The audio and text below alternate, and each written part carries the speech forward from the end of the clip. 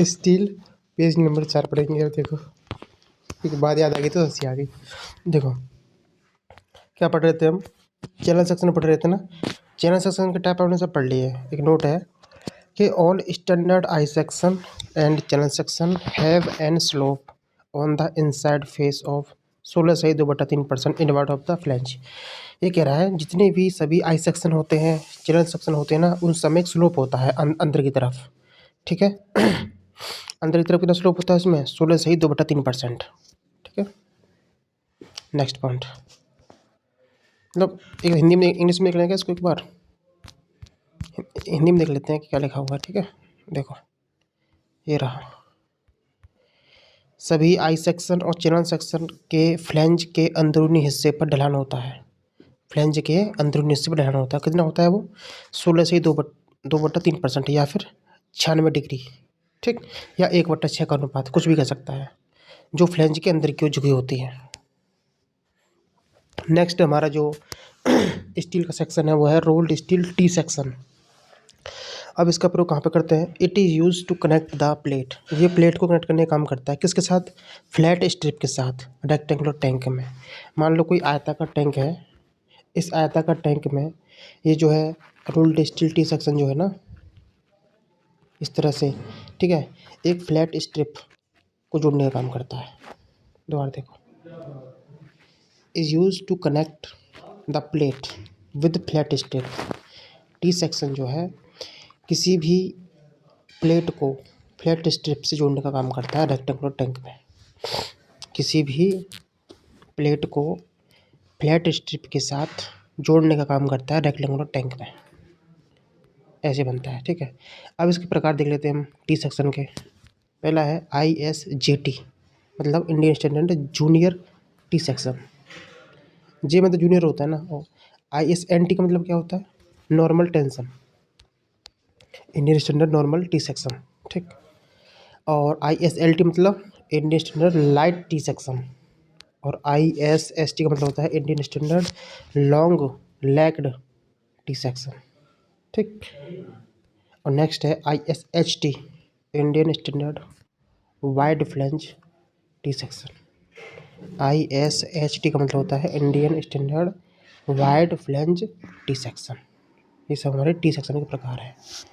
GT, ISGT मतलब क्या? जे आ जाएगा ना तो जूनियर टी सेक्शन, और एन आ जाएगा तो नॉर्मल टी सेक्शन, एल आ जाएगा तो लाइट टी सेक्शन, ST आ जाएगा तो लॉन्ग लेग टी सेक्शन। ठीक। और HT तो वाइड फ्लैंज टी सेक्शन। देखो यहाँ पे दे रखा है हिंदी में इसका जो वर्ड थे ना, ये जो टी सेक्शन का प्रकार हम पढ़े थे यहाँ पे, ये इंग्लिश वाला, इसका हिंदी दे रखा नीचे। देखो इसका प्रयोग इस्पातीय आयताकार टैंक में प्लेट को जोड़ने के लिए समतल पट्टी के साथ की होता है।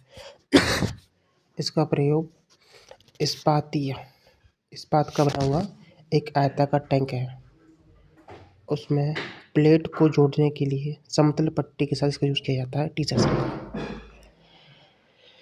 हम पढ़ेंगे नेक्स्ट हमारा सेक्शन है वो है rolled steel flat section. Flat, देखो फ्लैट सेक्शन का उपयोग लेसिंग के डिजाइन में तथा ब्रेसिंग, स्टिफनर और बैटन के रूप में किया जाता है। रोल्ड स्टील फ्लैट सेक्शन का प्रयोग लेसिंग के डिजाइन में और ब्रेसिंग, स्टिफनर, बैटर के रूप में किया जाता है। ठीक है। अगर रोल्ड स्टील फ्लैट सेक्शन जो है, जो प्लेट है, इसकी मोटाई 4 mm से कम है तो उसको स्ट्रिप कहते हैं। उसका सेक्शन स्ट्रिप टाइप का होगा। और अगर प्लेट की मोटाई 4 mm से ज़्यादा है उसे फ्लैट प्लेट कहेंगे, फ्लैट सेक्शन कहेंगे। ठीक। नेक्स्ट है रोल्ड स्टील एंगल सेक्शन। अगला सेक्शन हमारा कौन सा? Angle section. देखो चित्र देख पा रहे हो, एंगल बनाया L। ठीक, ये एंगल सेक्शन के चित्र हैं सारे। क्या होता है ये देखो, स्ट्रक्चरल पर्पस के लिए एंगल सेक्शन की मोटाई 6 mm से कम नहीं होनी चाहिए। स्ट्रक्चरल पर्पस से जो एंगल सेक्शन होता है इसकी मोटाई 6 mm से कम नहीं होनी चाहिए। एंगल सेक्शन 3 प्रकार का होता है। ISA इंडियन स्टैंडर्ड इक्वल क्या है, इक्वल लेग एंगल। नेक्स्ट है ISA Indian standard unequal leg angle, दोनों इक्वल और अनइक्वल दो प्रकार का होता है। तीसरा ISBA इज बल्ब एंगल, ये बल्ब एंगल होता है, mostly used in ship building. Ship building में सबसे ज़्यादा प्रयोग किया जाने वाला कौन सा एंगल है, ISBA। ठीक है। बल्ब एंगल का प्रयोग, बल्ब एंगल का प्रयोग शिप बिल्डिंग, शिप बिल्डिंग और गेंट्री गार्डन में किया जाता है। ठीक है। अब पढ़ेंगे अभिकल्पन विधि में डिजाइनिंग मेथड। जो अभी हमने सारे सेक्शन पढ़े हैं ना, रोल्ड स्टील सेक्शन सारे जो पढ़े हैं, अब उनकी डिजाइनिंग करने के क्या क्या मेथड हैं। देखो, इस्पाती संरचनाओं के सदस्यों का अभिकल्पन डिजाइन। पहला मेथड होता है इनिशियल यील्डिंग की प्राप्ति, प्रारंभिक यील्डिंग की प्राप्ति।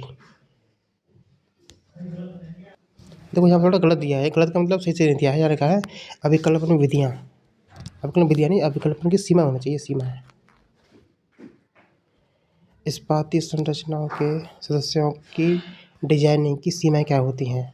ठीक है, अब इनको देखते हैं थोड़ा सा, ये देखते हैं। देखो यहाँ पर लिखा हुआ है इस्पाती संरचनाओं के अभिकल्पन की सीमाएं।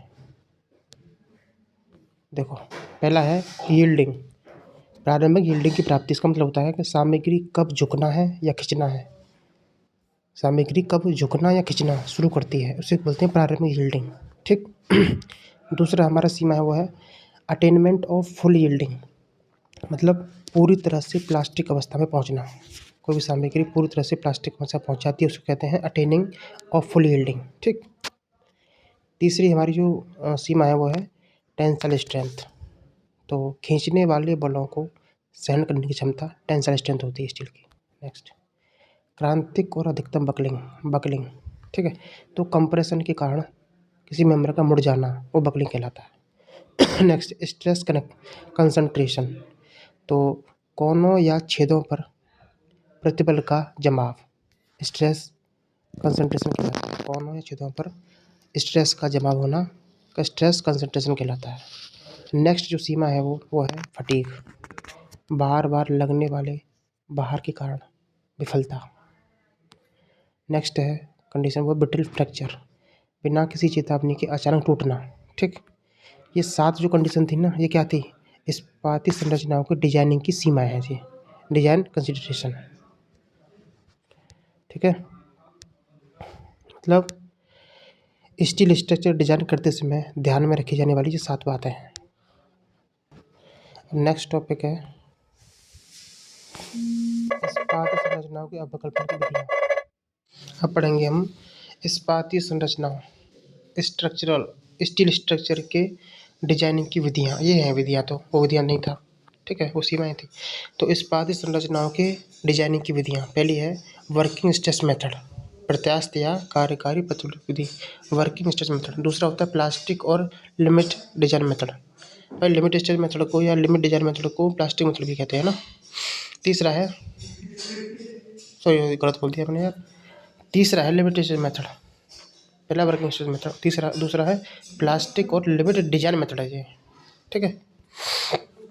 नेक्स्ट संरचना पर आरोपित भार के प्रकार, किसी भी स्ट्रक्चर पर जो लोड आता है ना,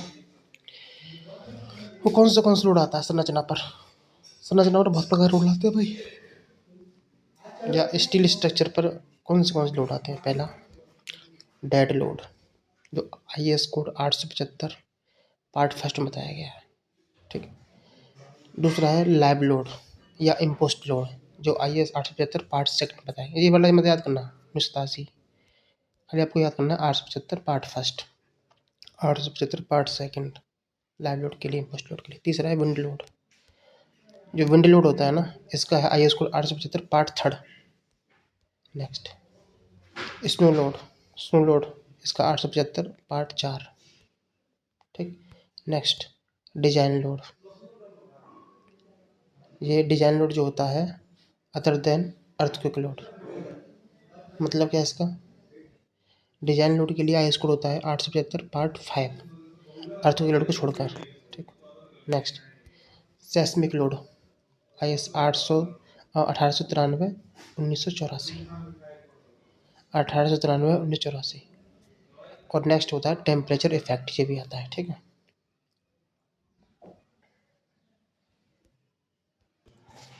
देखो यहाँ पे लिखा हुआ है डिजाइन विंड स्पीड, ठीक है, IS कोड 875 पार्ट 3 के अकॉर्डिंग, ठीक है। तो ये फॉर्मूला दे रखा है, इसके बारे में ये किसके फॉर्मूला किस चीज़ के लिए, ये फॉर्मूला है VZ मतलब design wind speed at height Z, ठीक है। Z हाइट पर डिजाइन विंड स्पीड का फॉर्मूला क्या है, VV into K1 K2 K3 K4, ये सब क्या है अभी पढ़ते हैं इसके बारे में, ठीक।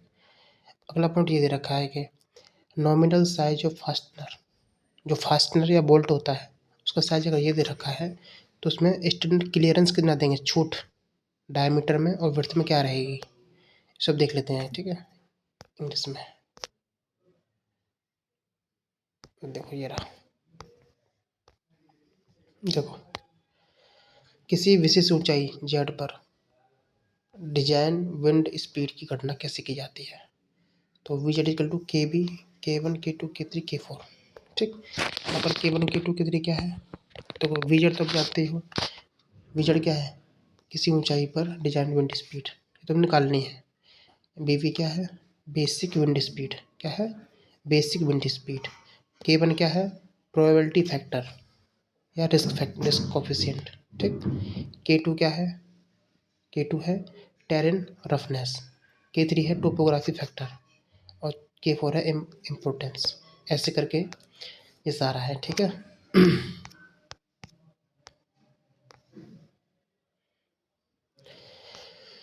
हम पढ़ेंगे नेक्स्ट स्टैंडर्ड क्लियरेंस। देखो कहाँ गया, ये रहा, देखो ये तो चार्ट थी कि अगर कोई बोल्ट है या कोई फास्टनर है, उसके छेद के व्यास और स्लॉट की चौड़ाई के लिए कुछ क्लियरेंस दी जाती है, ठीक है।